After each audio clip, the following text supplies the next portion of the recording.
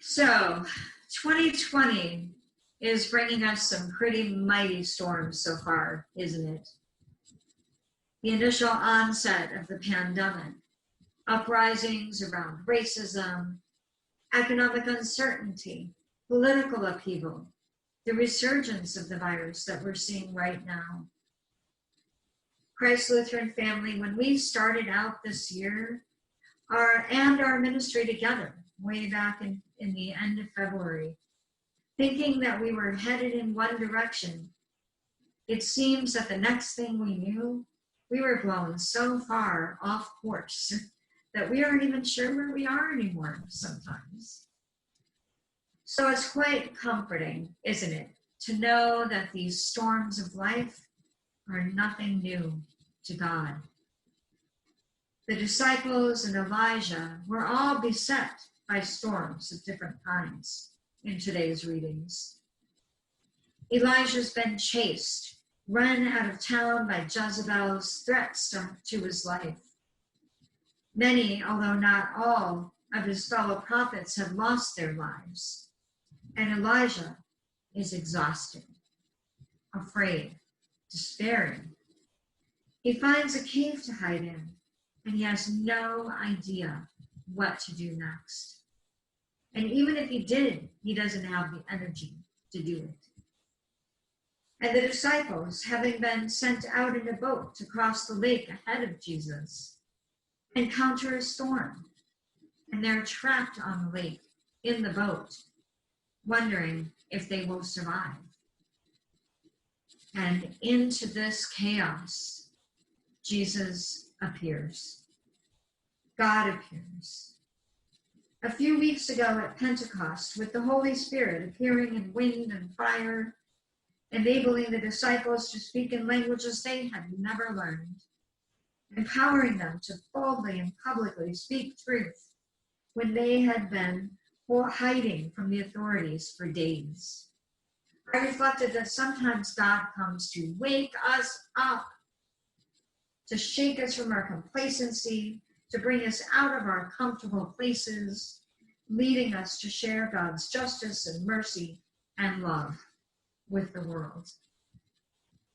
And sometimes, like today, God comes to heal, to feed, to calm, and then equip us to go out again. As he fled from Jezebel, an angel came to Elijah, offered him food and water and rest, and then left. And the angel returned to offer more food and water and rest, and left again. And then the angel returned to bring Elijah to the cave, where our reading today starts, and God appears. I picture the disciples buffeted and tossed by the wind and the rain in an open boat, holding on to each other in the sides of the boat, trying their best not to fall out and to keep the boat balanced, perhaps struggling to figure out what direction they should be heading, if they can manage to direct the boat at all. And then they see what they think at first is a ghost, until Jesus tells them it's him. Most of the disciples stay in the boat, still holding on, perhaps gaping in disbelief at the figure that's coming towards them on the water.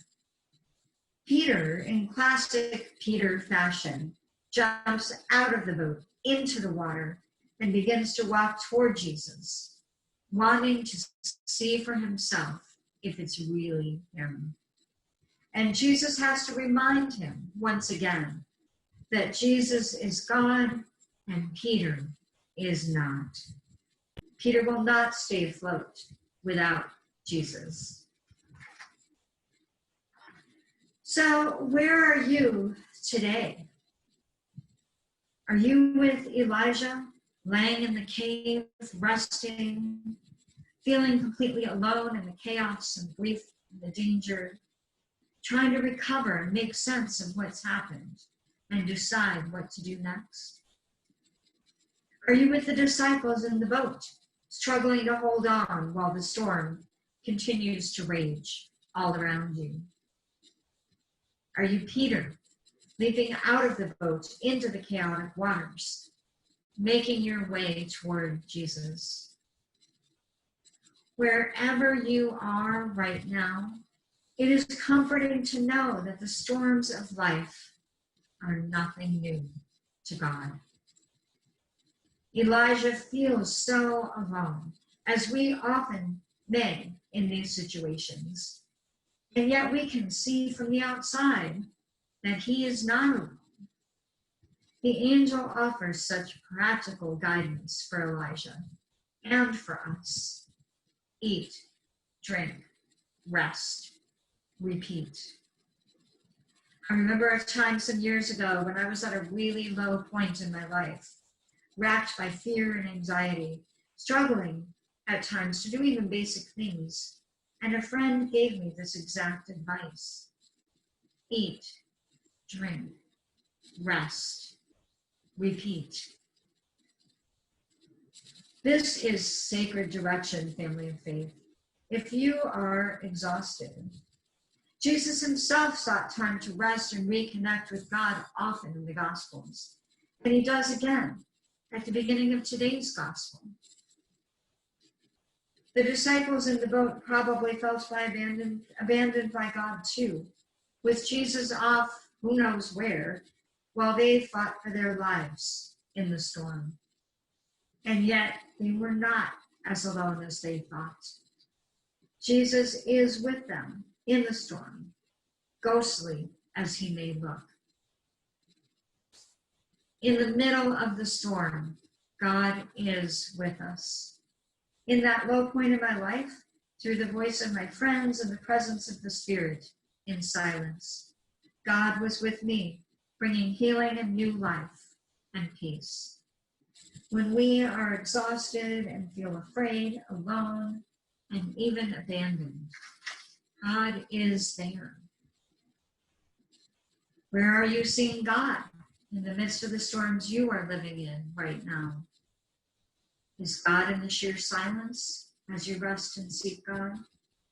Is God off the port bow, almost glowing as they make their ghostly way through the chaos toward you? Is God in the boat, holding you safely as you ride out the storm together?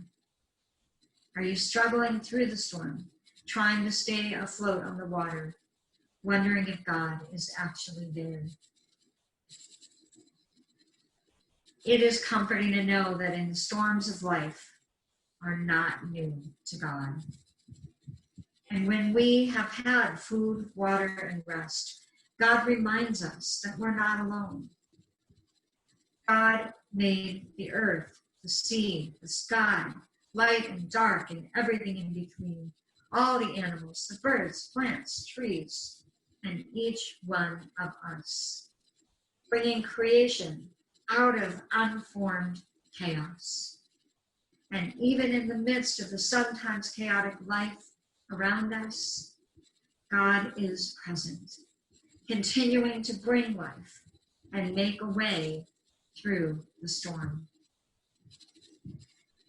Elijah felt alone, but God sent Elisha and the 7,000 so they could walk together in faith, claiming the goodness of God. And the disciples had one another, and they had Jesus as they made their way through the storm.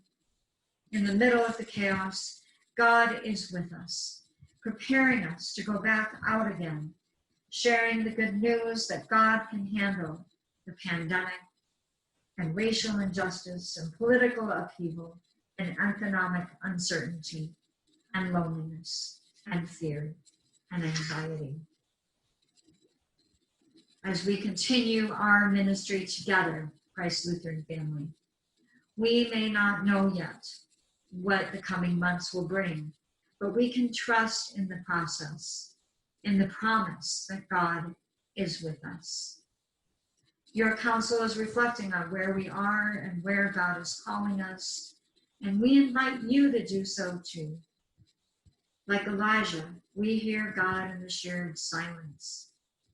Like the disciples, We see Jesus navigating the stormy water in front of us and claim the good news that God has not abandoned us.